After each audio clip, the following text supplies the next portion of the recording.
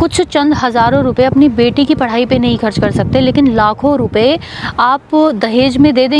बेटे, घर का चिराग तो हमारा बेटा ही है ना, उसके लिए तो मैं थोड़े पैसे भी लगा सकता हूँ। वाह वाह अंकल जी वाह।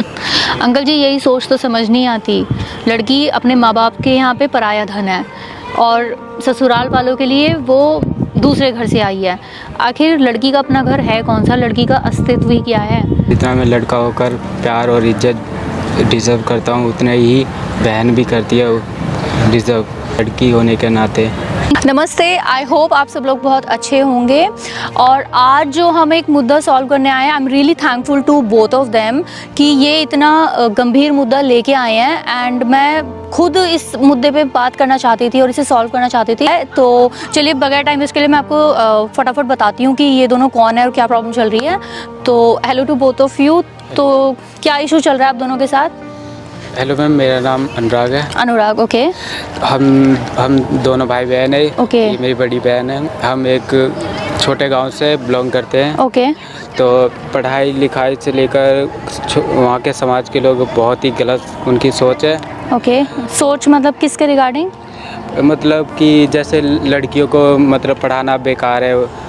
ओके ओके, मतलब लड़के लड़की में बहुत भेदभाव है। भेदभाव करते ओके, हैं। तो वही सेम आपके घर में भी होता है? हाँ, ये बहुत, जब मैं पैदा हुआ था तो मेरे में जश्न बनाया गया था, पूरे मोहल्ले में मिठाई उठाई बांटी गई थी। ओके। और जब से मेरी बहन हुई तो इसे नहीं, इसके में कुछ जश्न बनाया गया और नहीं इसको कभी पढ़ाई से लेकर किसी चीज़ में सपोर्ट किया गया। ओके। मुझे शुरू से लेकर खिलौने से लेकर पढ़ाई, गाड़ी से लेकर हर चीज़ के लिए मुझे हमेशा पापा ने सपोर्ट किया है। और इनको नहीं किया? इस मेरी बहन को कभी सपोर्ट नहीं किया इन्होंने, पापा ने। तो मेरी बहन स्कूल की टॉपर भी रह चुकी है। ओके। और मैं स्कूल में 3 बार फेल भी हो चुका हूँ, लेकिन मेरा कोई पढ़ाई में मन नहीं लगता। आप क्या करना चाहते हो? पढ़ते क्यों नहीं? पढ़ना तो खैर सबके लिए ज़रूरी है, चाहे लड़का हो लड़की हो। तो आप पढ़ते क्यों नहीं? क्या करना चाहते हो आप? मेरा पढ़ाई में मन नहीं लगता है। मेरे को मॉडलिंग करना ज़्यादा अच्छा लगता है। ये आपने पापा को बताया है? हाँ। लेकिन फिर भी पापा जानते हुए भी कि आप पढ़ नहीं रहे हो, आपके पैसे वेस्ट ही हो रहे हैं, लेकिन वो पढ़ाई का सारा पैसा आपके में लगा रहे हैं। मैं इस साल भी मुझे लगता है मैं फेल हो जाऊँगा। मतलब चौथी बार भी फेल? हाँ। पूरा उम्मीद है? हाँ। तो मैं ये चाहता हूँ कि मेरे पापा मेरी बहन पे भी उतना ही प्यार सपोर्ट करे ताकि वो भी पढ़ लिख ले। तो यार बहुत बुरा लगता है ऐसा सुन के, बट ये एक हार्श रियलिटी है हमारी सोसाइटी की।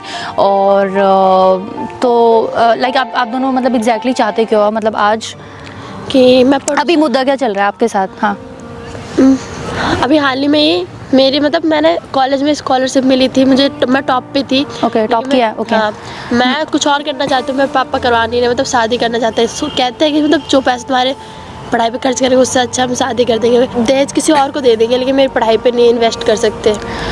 ओके, तो आपने बात पापा से डिस्कस की है? पापा को ये कहना है कि मतलब जितना हम तेरी स्कूल की फ़ीस देंगे, कॉलेज की फ़ीस दे रहे हैं, ये करवा रहे हैं, वो करवा रहे हैं, उससे अच्छा हम तेरी शादी करवा देंगे। वहाँ पे दहेज देना तो बैठना ही है, जाके बर्तन चौका करना, क्या फ़ायदा ये सब करके। ठीक है, तो मतलब इर्रिस्पेक्टिव ऑफ द फैक्ट कि आपने टॉप किया है, स्कॉलरशिप लिया, लेकिन आपके पापा दहेज में किसी और को पैसे देने के लिए तैयार है, बट खुद की लड़की के लिए पढ़ाई के लिए पैसे इन्वेस्ट नहीं करना चाहते। ओके मैम, हम आपकी वीडियो देखते हैं तो आप बहुत अच्छा बोलती हो और समझाती हो, तो हमारे मम्मी पापा को एक मैसेज कीजिए। यार definitely, in fact I am really thankful to both of you कि ये एक ऐसा मुद्दा है कि मैं खुद सॉल्व करना चाहती हूँ, क्योंकि हम कितने भी एडवांस्ड हो जाएं, कितने भी आगे बढ़ जाएं, ये मुद्दा स्टिल हमारी सोसाइटी में आज भी एग्जिस्ट करता है और एक हार्श रियलिटी है। तो चलिए इसे सॉल्व करते हैं। अपने पापा को किसी तरीके से यहाँ पे बुलाना आपको यहीं पड़ेगा, क्योंकि हमारी सारी अरेंजमेंट यहाँ पे है। और एंड यार one thing I must say, I am really like सबसे अच्छी चीज़ मुझे ये लगी देख के कि यार कितना भी सोसाइटी भेदभाव करे, कोई भी कुछ भी करे, बट एक चीज़ बहुत अच्छी लगी कि आप भाई बहनों में इतना प्यार है और आप दोनों को एक दूसरे को इतना सपोर्ट करते हो। तो मतलब किसी के भेदभाव करने से आप दोनों में कोई भेदभाव नहीं आया, आप दोनों इतने लविंग हो, केयरिंग हो एक दूसरे के लिए। सो दैट्स रियली नाइस, मुझे बहुत अच्छा लगा देख के। तो चलिए एक काम करो, पापा को यहाँ पे बुलाओ भाई, किसी भी तरीके से, स्ट्रिक्ट तो नहीं है ज़्यादा है? चलो कोई नहीं, मैं संभालने की कोशिश करती हूँ। आप पापा को यहाँ पे बुला लो और चलो सॉल्व करते हैं, ठीक है?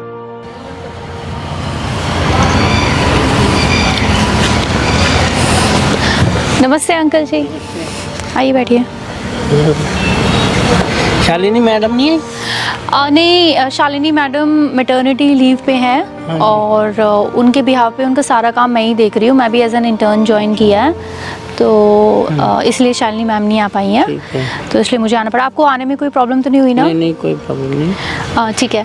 तो मुझे एक्चुअली नेहा के सिलसिले में आपसे बात करना था, और जैसे कि आप लोग जानते हैं मैंने ईमेल भी किया था और सारी इन्फॉर्मेशन आपको दी थी कि नेहा ने हमारे कॉलेज में टॉप किया है, हाँ जी। और इनफैक्ट ये इतना प्राउड मोमेंट है। कोई भी बच्चा आज तक वो इतना रिकॉर्ड नहीं तोड़ पाया है, और उसने, आप बिलीव नहीं करोगे, उसको she is such a bright student, उसको स्कॉलरशिप भी मिली है जिसमें उसे अब्रॉड जाने का मौका भी मिल रहा है, और उसने हमारे कॉलेज का ही नहीं पूरे हमारी इस जगह को फेमस कर दिया है, क्योंकि वो एक लौती लड़की ऐसी निकली है जिसने टॉप किया और जिसको ये चांस मिल रहा है। हाँ जी। तो उसी सिलसिले में मुझे आपसे बात करनी थी, बट नेहा ने मुझे बताया कि कुछ प्रॉब्लम चल रही है, तो मैंने सोचा एक बार आपसे पर्सनली मिल के बात कर लेती हूँ।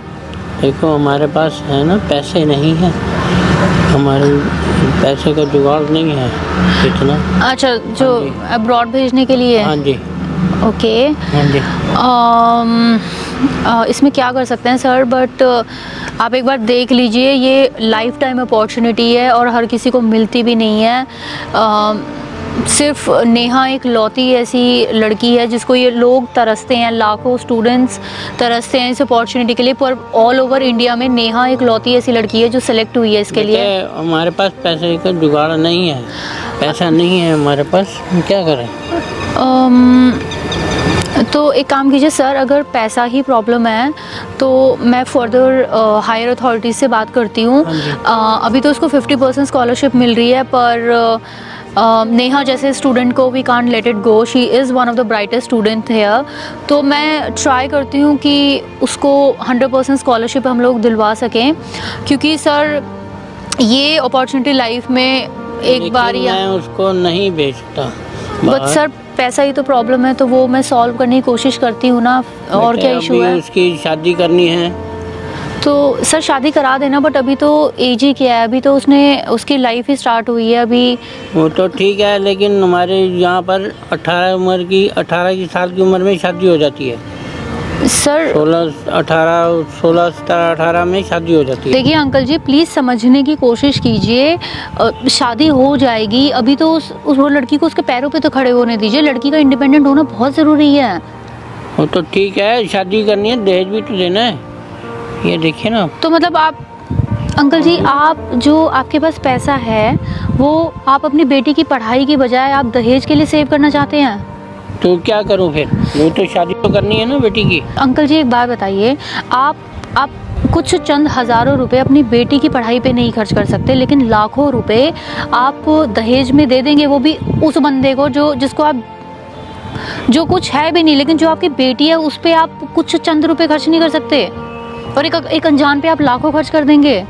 क्या करूं, दहेज तो देना ही है ना। अंकल जी दहेज, ये आप आज भी इन चीज़ों को मानते हैं? नहीं, ये तो हमारा रीति रिवाज चल ही रहा है। बट अंकल जी यही तो बदलाव लाना है अंकल जी। आप मतलब आज भी ये दहेज की प्रथा चलती आ रही है और आप उसको सपोर्ट करते हैं।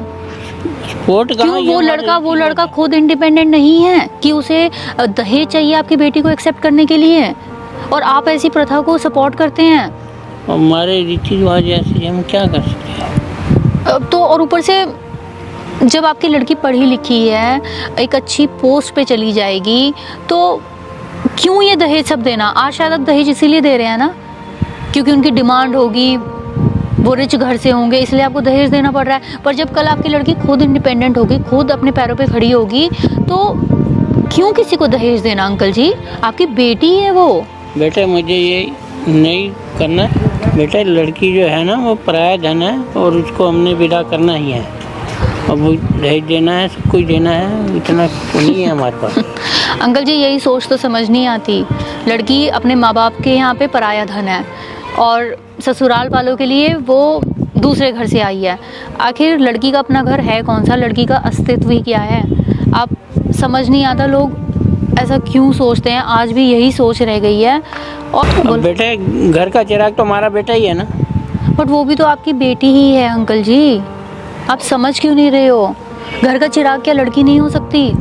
हो सकती है, लेकिन बेटा भी तो जरूरी है। बेटा हमारा नाम रोशन करेगा, तो आगे वो बढ़ाएगा वंश को। तो नाम रोशन तो बेटी भी बढ़ा सकती है, और टचवुड आपकी बेटी तो इतना नाम रोशन कर भी रही है। आई मीन पूरे, आपको पता है ऑल ओवर इंडिया में सिर्फ नेहा को ये चांस मिला है, ये अपॉर्चुनिटी मिली है। लाखों बच्चे इसके लिए तरसते हैं। नेहा एक लौती ऐसी ब्राइट स्टूडेंट थी जिसने अपनी मेहनत के बलबूते पे आज ये अपॉर्चुनिटी उसे मिली है। वो आपका नाम रोशन नहीं कर रही है। अरे आपका नाम रोशन नहीं कर रही है, उसने तो पूरे हमारे कॉलेज का, हमारे पूरे स्टेट का नाम रोशन कर दिया है। बेटे मुझे नहीं करनी है, मुझे नहीं भेजना उसको बाहर। बट अंकल जी आप समझने की कोशिश कीजिए, आप समझ क्यों नहीं रहे हैं? मैं कैसे समझाऊं आपको? अच्छा एक काम कर सकते हो आप? हाँ जी बोलिए, मैं नेहा के लिए सब कुछ कर दूंगी। जी बोलिए। नहीं, मेरे बेटे के लिए कर दीजिए, मेरे बेटे को भेज दीजिए बाहर। अनुराग के लिए? हाँ जी। अंकल जी स्कॉलरशिप नेहा ने अर्न करी है, नेहा ने उसके लिए दिन रात मेहनत की है और अर्न की है। आपके बेटे को कैसे भेज दूं मैं? आप बताइए, 3 बार वो फेल हो चुका है। उसके लिए तो मैं थोड़े पैसे भी लगा सकता हूँ। वाह वाह अंकल जी वाह। मतलब जो लड़का पढ़ना ही नहीं चाहता, जिसका पढ़ाई में ध्यान ही नहीं है, उस नेहा ने बताया वो सिर्फ मॉडलिंग में जाना चाहता है, 3 बार फेल हो चुका है। आप उस पे तो पैसा लगाए जा रहे हैं, पर जो आपकी लड़की जो पढ़ना चाहती है, जो शादी नहीं करना चाहती, जो आगे बढ़ना चाहती है, उस पे आप बिल्कुल पैसे नहीं लगा सकते। जहाँ पैसा वेस्ट हो रहा है, मैं नहीं कह रही कि आप लड़के पे मत लगाओ, आप अपने लड़कों को भी पढ़ाओ, लड़की को भी पढ़ाओ, लेकिन अगर आपके पास थोड़ा पैसा है और तो कम से कम उस पर तो इन्वेस्ट करो जो पढ़ना चाहता है, जो कुछ करना चाहता है। अनुराग आप चाहे 10 साल और ऐसे लगाते रहो, आपको लग रहा है अनुराग कुछ करेगा? उसे पढ़ना ही नहीं है, उसे मॉडलिंग फील्ड में जाना है। मैं क्या उसके लिए पैसे लगाने तो उसके लिए मॉडलिंग लाइन में लगा दीजिए, क्योंकि वो इस लाइन में वो कुछ नहीं करेगा। देखिए अंकल जी मैं आपके आगे हाथ जोड़ रही हूँ, प्लीज़ नेहा का फ्यूचर मत बर्बाद कीजिए। आप बहुत गलत कर रहे हैं। बेटे आप मुझे माफ़ करो। अरे अंकल अच्छा एक मैं नहीं कर सकता। अच्छा ठीक है, आप बुरा 1 सेकंड बैठ जाएंगे? चलो ठीक है, आपको नहीं करना, आप प्लीज़ बैठ सकते हैं आप। बोलो क्या कह रहे हो? देखो अच्छा चलो ठीक है, आप नहीं कर रहे हो, कुछ हम बात कर सकते हैं, क्योंकि कुछ चीज़ें हैं जो नेहा नहीं चाहती मैं कभी शेयर करती, बट आज सिचुएशन देखते हुए मुझे करना पड़ेगी। अंकल जी आपको ये पता है कि नेहा किस दौर से गुजर रही है? क्या बेटी है, वो पढ़ रही है, क्या कर रही है? वही मैं बता रही हूँ, आपने बस ये देखा है उसने टॉप कर लिया, पर उसके पीछे का स्ट्रगल, किस दौर से वो गुजर रही है, कभी आपने जानने की कोशिश की है? नेहा शालिनी मैम के बहुत क्लोज हैं, उसने एक एक चीज़ शेयर की है। आपको पता है कि नेहा डिप्रेशन के स्टेज से गुजर रही है? आपको पता है ये जो आप भेदभाव करते हैं और जो बचपन से ही भेदभाव हुआ है, एक एक चीज़ बताई है उसने हमें कि जब उसके घर में अनुराग हुआ तो बहुत जश्न मना था, और जब से वो हुई है जश्न तो दूर, कोई खुशी तक नहीं थी किसी के चेहरे पे। और आज तक नेहा के साथ भेदभाव के अलावा हुआ ही क्या है? ऐसा बच्चा डिप्रेशन में ना जाए तो होगा क्या? नेहा की बचपन से लेके आज तक सिर्फ ख्वाहिशें मारी गई हैं, चाहे वो खिलौने से लेके हो, चाहे घर में कोई भी चीज़ आने से लेके हो। आप अपने दिल पे हाथ रख के बताइए कि क्या आपने नेहा के साथ सही किया है? आप खुद बताइए। खिलौना भी चाहिए होता था तो आप अनुराग के लिए ले आते थे, लेकिन नेहा के लिए नहीं।